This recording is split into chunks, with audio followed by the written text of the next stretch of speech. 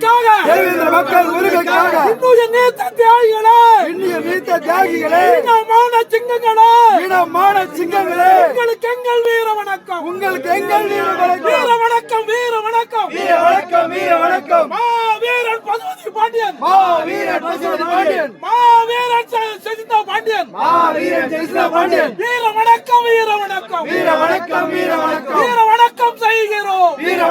செய்கிறோம்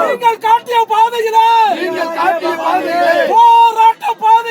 போராட்ட பாதையிலே புரட்சிகர பாதையிலே நாளை நாங்கள் வருகின்றோம் வீர வணக்கம்